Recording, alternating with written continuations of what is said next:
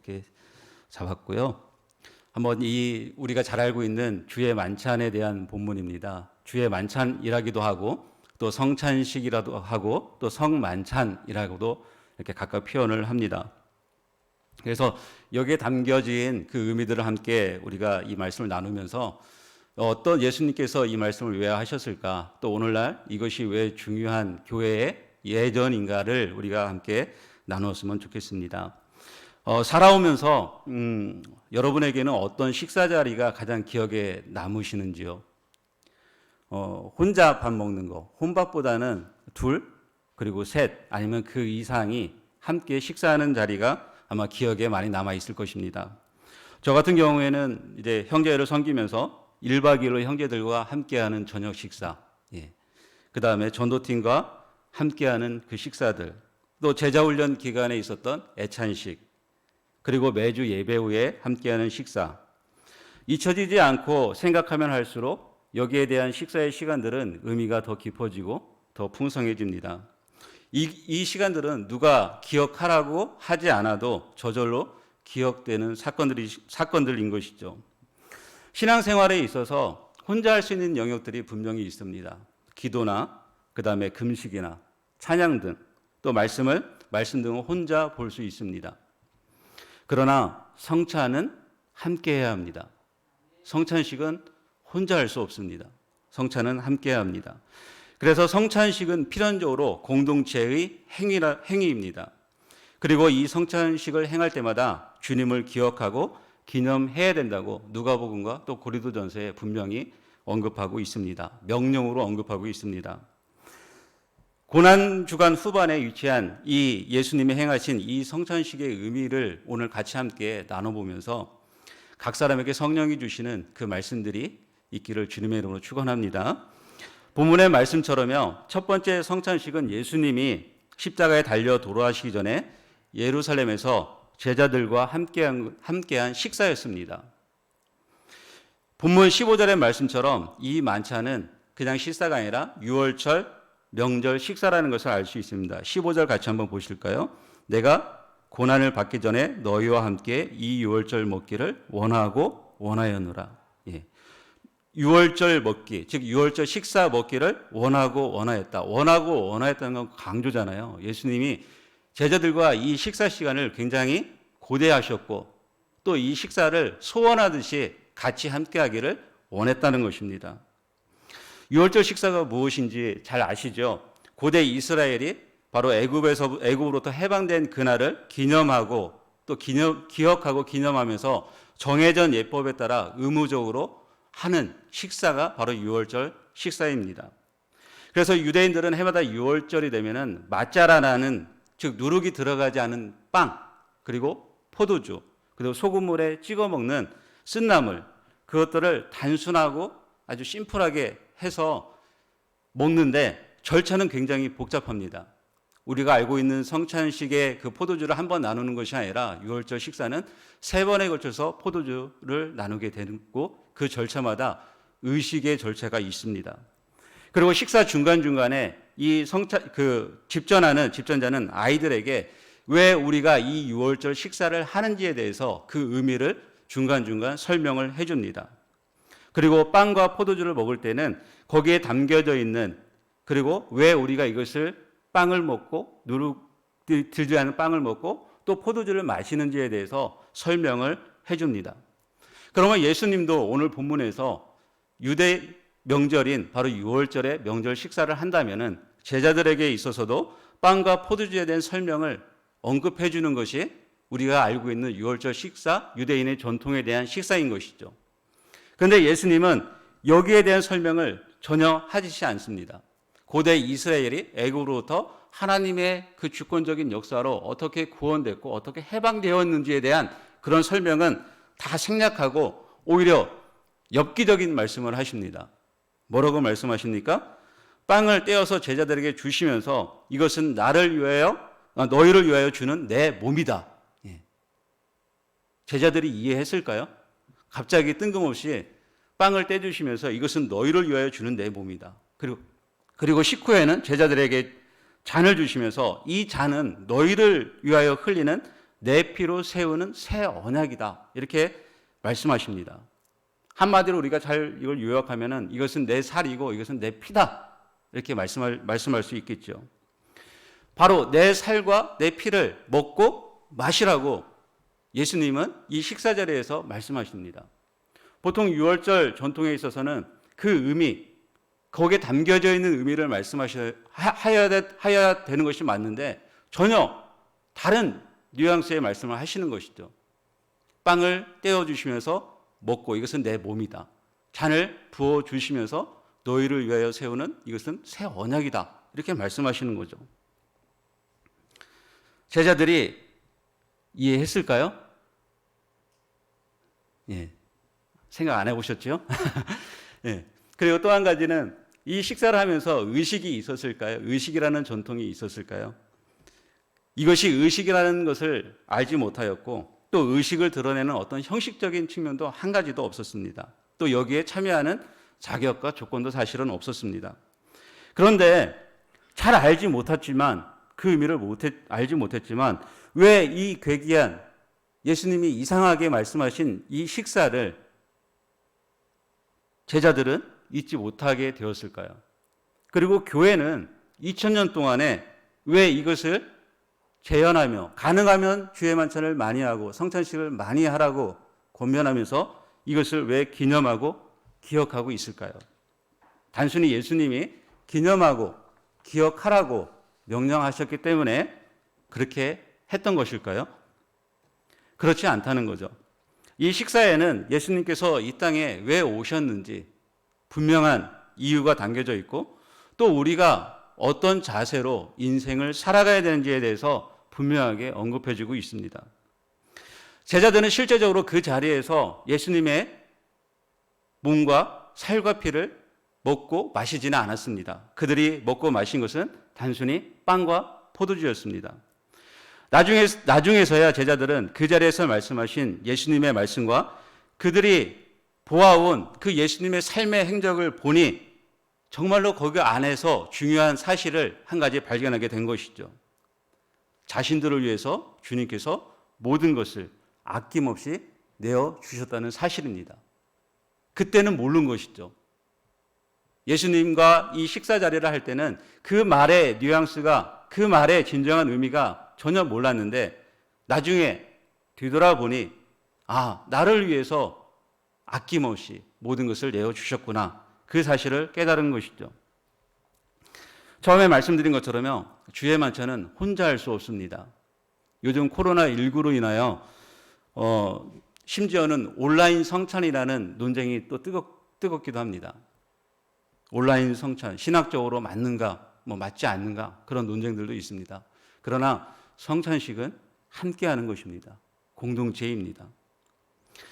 함께한다는 것은 무엇일까요? 성찬식 안에는 다양한 사람들이 함께합니다.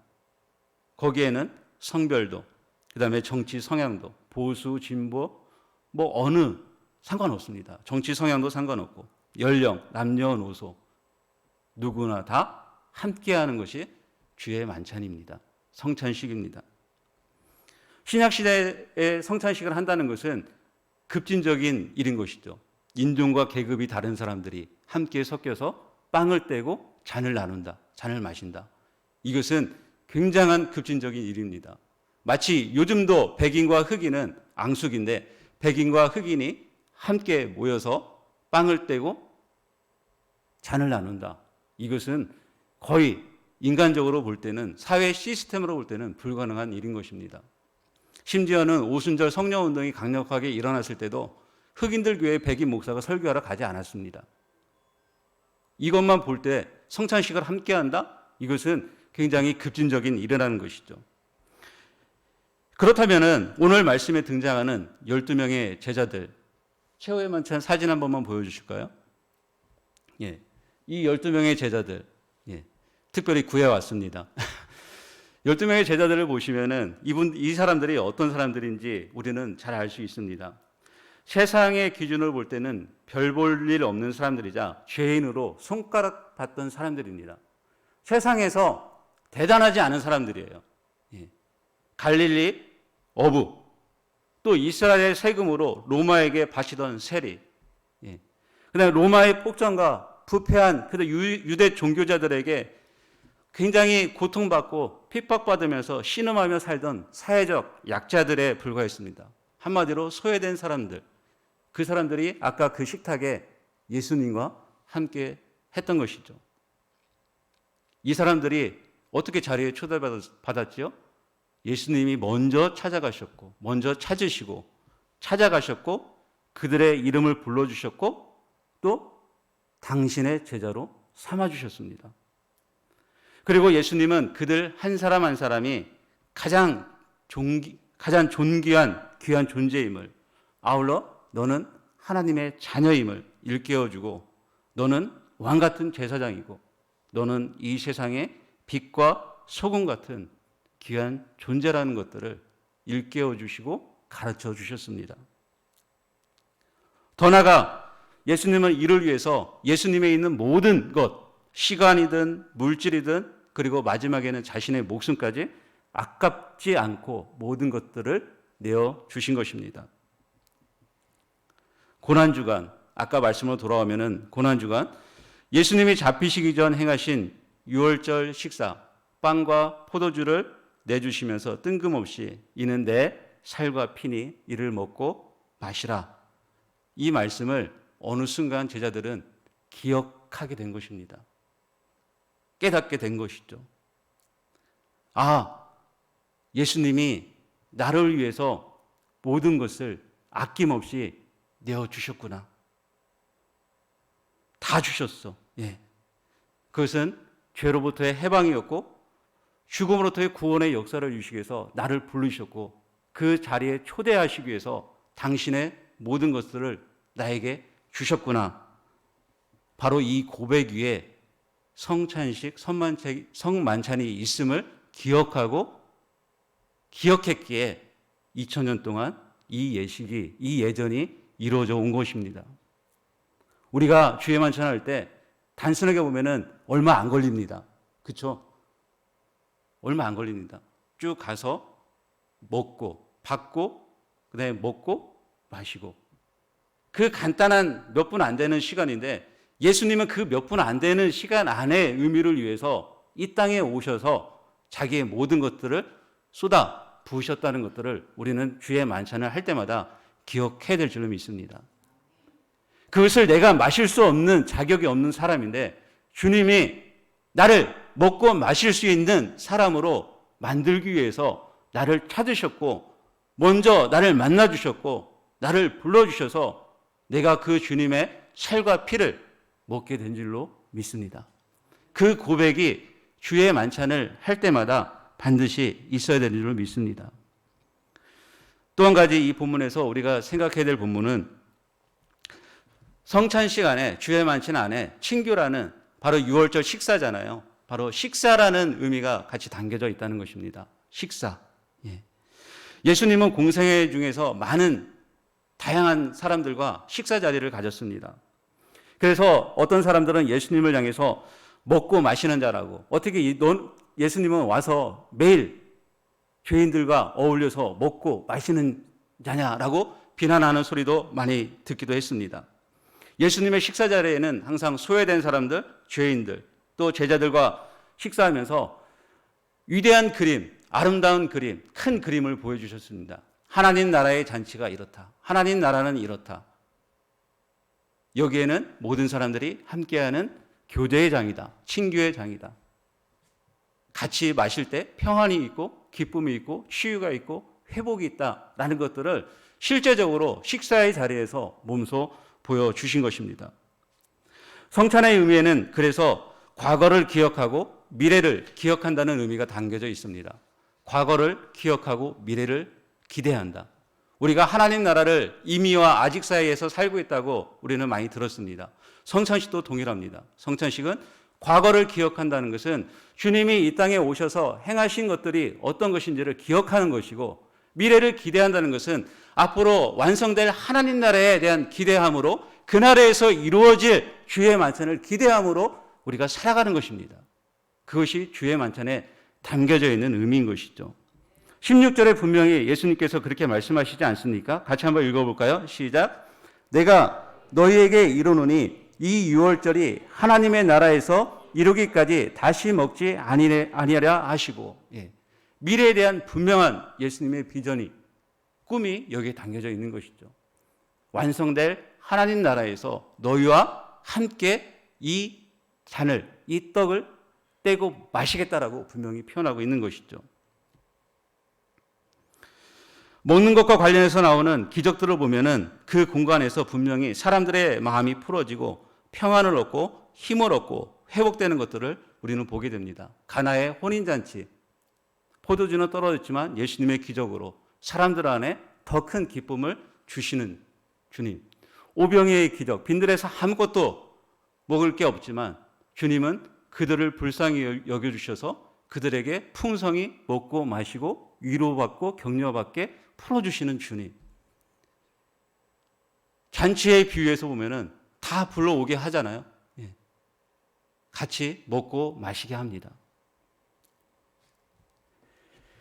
함께 음식을 나누고 먹는 데서 오는 회복과 치유가 분명히 있습니다. 함께 식사를 한다는 것은 내가 그 사람하고 관계가 있어야 식사를 자주 하잖아요. 싫은 사람끼리 식사 자주 하십니까? 체하죠. 그렇지만 관계가 좋은 사람끼리 식사할 때는 별로 맛없는 음식을 먹어도 괜히 기분이 좋습니다. 그러나 아무리 맛있는 음식이 있다 할지라도 관계가 좋지 않은 사람하고 음식을 먹으면 그 음식의 맛과 풍미와 그런 것들은 빛깔은 하나도 기억나지 않고 얼른 이 식사 자리가 끝났으면 좋겠다 하는 생각이 훨씬 더 많이 들게 될 것입니다. 그렇다면 우리가 관계가 불편한 사람들과 어떻게 식사를 할 수 있을까?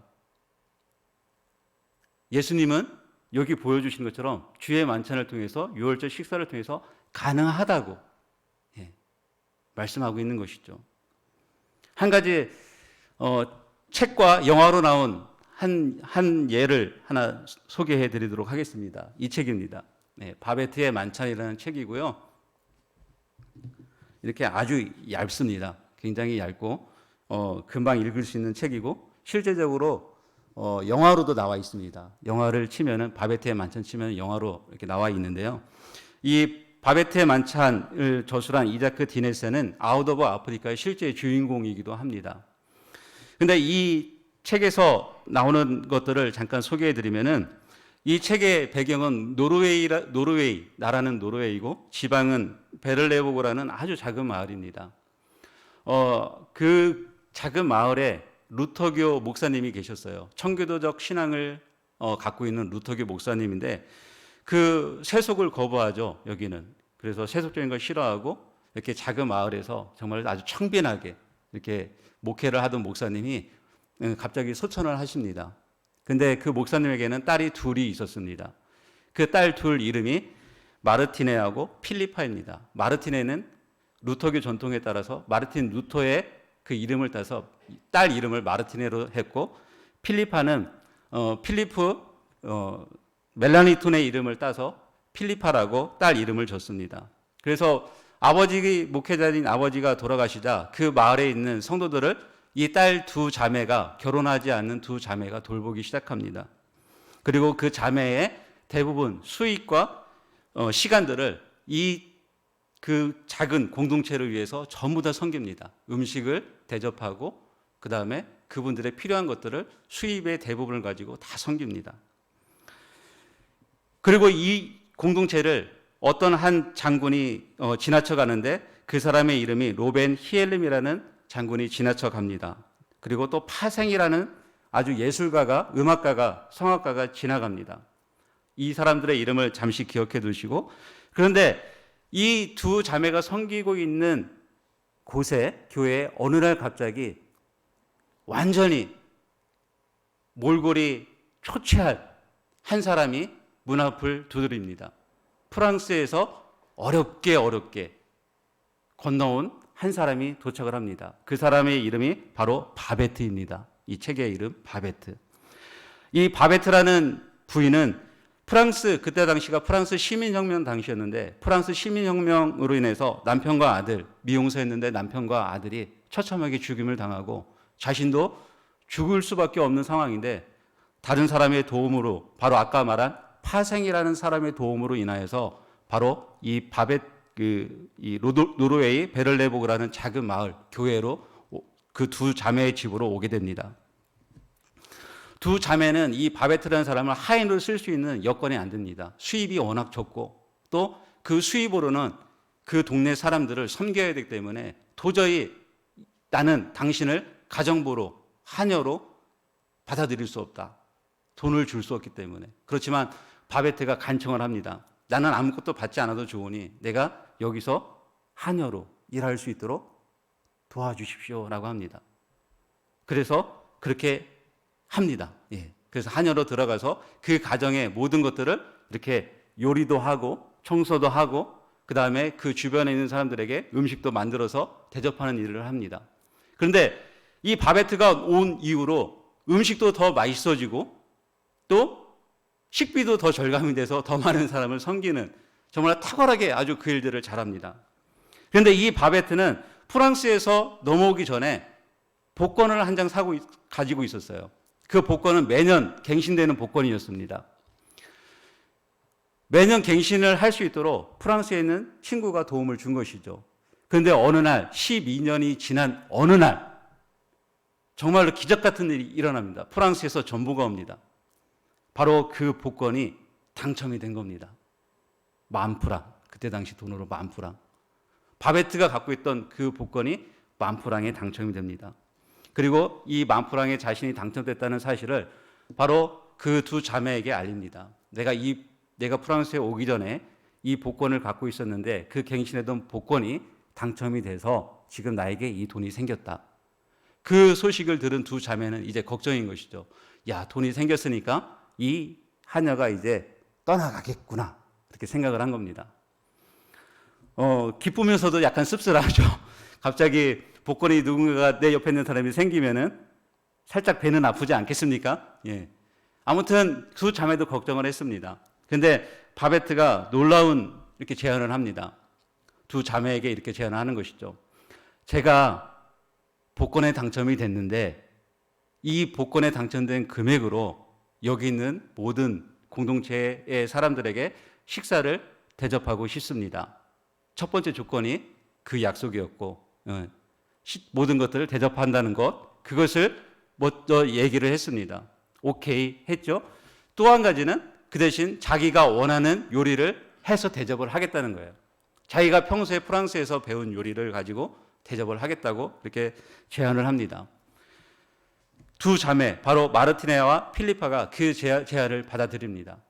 그리고 이 바베트는 프랑스에서 포도주하고 음식을 다 공수합니다.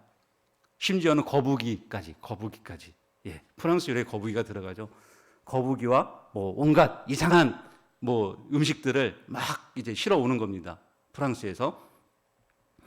마르티네하고 필리파라는 두 자매가 볼 때는 상상할 수 없는 음식이 프랑스에서 공수되는 거예요. 먹을 수 없는 괴기한 음식들이. 그래서 동네 사람들하고 걱정을 굉장히 많이 합니다. 아니, 이 음식을 어떻게 우리가 먹을 수 있어? 우리는 이런 음식을 생전에 듣지도, 그다음에 먹지도, 그다음에 배척하는 음식들인데 어떻게 먹을 수 있어 하고 음식을 만드는 바베트는 아랑곳하지 않는데 이 두 자매와 동네 사람들은 심한 걱정을 하게 됩니다. 그리고 마침내 목사님의 소천하신 기념일에 축하 만찬을 이제 하게 됩니다. 그때 동네 사람들의 표정을 한번 보시겠습니다. 예. 예. 검정 옷에 과연 여기에 어떤 선한 것이 있겠느냐 하는 거의 저 음식에 대한 어떤 기대감은 하나도 없는 그런 표정으로 그 목사님의 집에 이제 모이는 것이죠. 그리고 여기에 모인 인원이 최후의 만찬에 있는 인원과 동일하게 모두 12명입니다. 12명. 예. 그리고 이제 만찬이 시작이 됩니다. 만찬이 시작되는데 이 사람들은 생전 처음 먹어보는 음식이잖아요. 근데 여기에 이 프랑스 요리를 먹어본 장군이 있습니다. 바로 아까 서두에 그오기를 거쳐가서 프랑스에 가서 공을 세워서 장군이 된 바로 로벤 히엘름이라는 장군이 포도주를 한 잔 딱 마시더니 아니, 이건 프랑스에서도 먹기도 힘든 포도주가 여기에 있네? 라고 얘기를 합니다. 그리고 그러니까 여기 있는 사람들은, 실제적으로 그 잔치에 있는 사람들은 몰라요. 그것이 얼마나 비싼 포도주인지, 음식이 얼마나 대단한 음식인지 몰라요. 왜냐하면 책에서 장군은 혼자 하는 말이기 때문에. 그 사람들은 그냥 먹기만 할 뿐, 먹고 마시는 것이죠. 그렇지만 로벤 히엘렘이라는 장군이 포도주를 마실 때 이것은 최고급 포도주. 또 음식을 먹을 때는 프랑스의 최고급 레스토랑에 가서 먹을 수 있는 음식. 정말 진미라는 것이었습니다.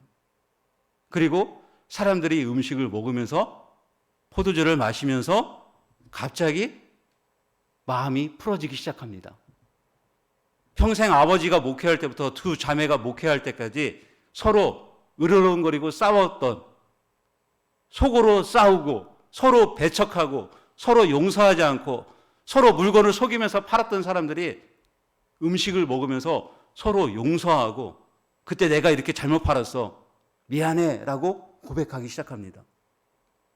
그리고 거기에 기쁨이 나타나고 하나됨이 나타나기 시작합니다. 그 그림을 아까하고 비교해서 한번 보겠습니다. 예, 이렇게 바뀝니다.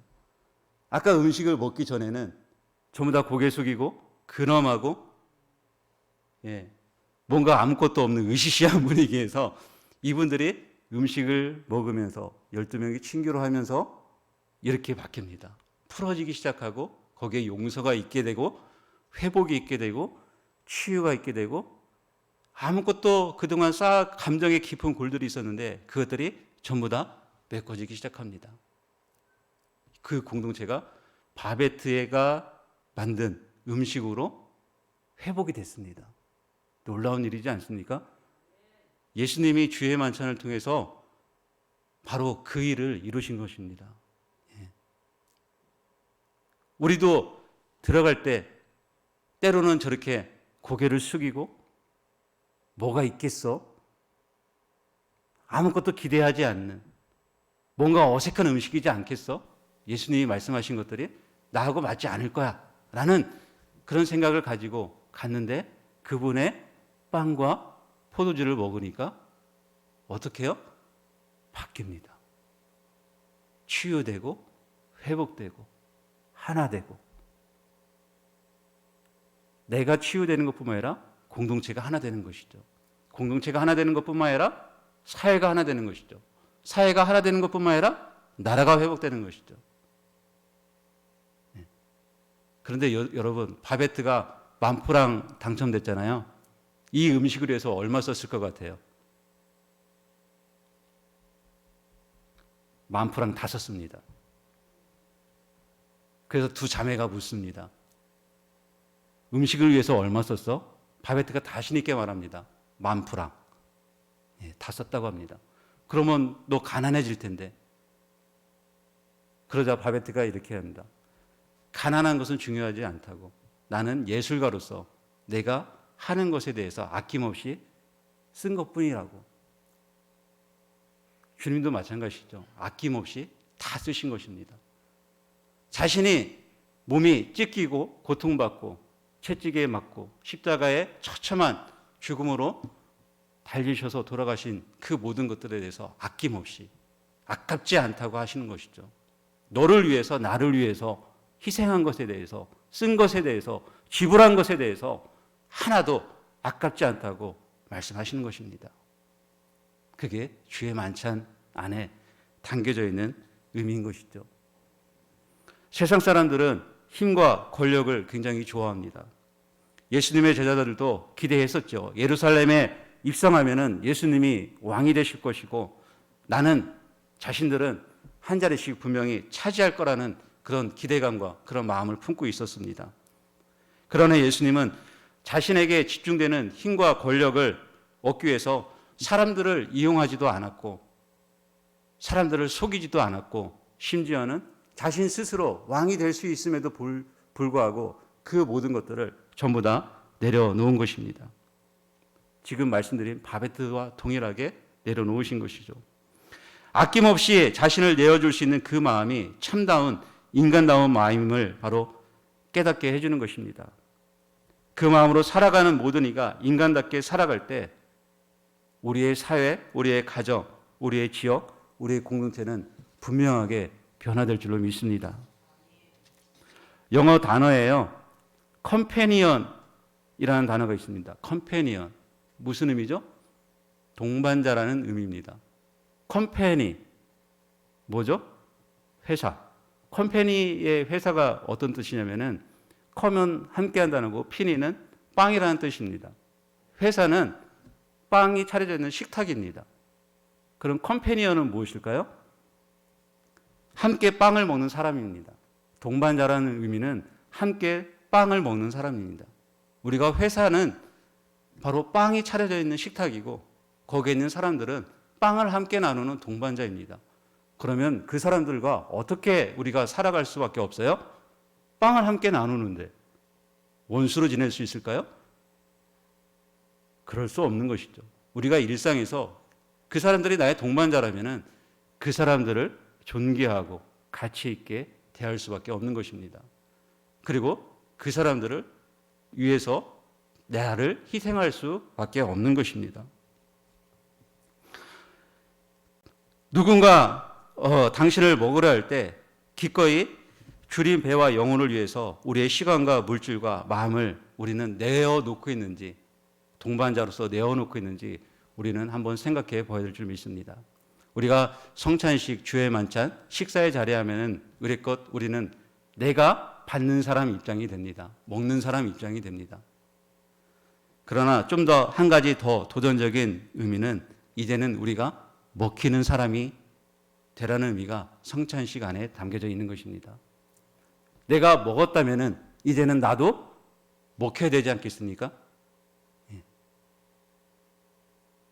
과일이 나무로부터 뿌리부터 열매를 자양분을 받고 또 꽃으로 또 이파리로 해서 커서 열매를 맺히면은 받았잖아요. 그 다음에 누구한테 그 열매는 먹히는 거잖아요.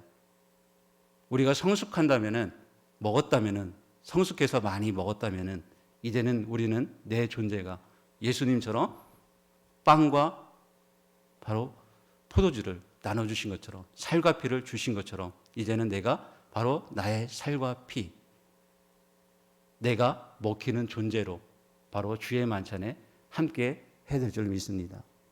그것이 예수님이 바로 고난주간에 잡히시기 전에 예수 제자들과 간절히 원하고 원하였다. 내가 이것을 기대했다. 라는 의미로 함께 했던 것처럼 고난주간을 우리가 묵상하면서 우리도 그렇게 예수님이 말씀하신 것들을 기억하고 기념하며 살아가기를 주님의 이름으로 축원합니다. 아멘. 같이 기도하겠습니다. 함께 기도할 것은 먼저 보잘것없는 우리를 찾아오시고 모든 것을 아낌없이 내어주신 그 주님의 은혜를 기억하며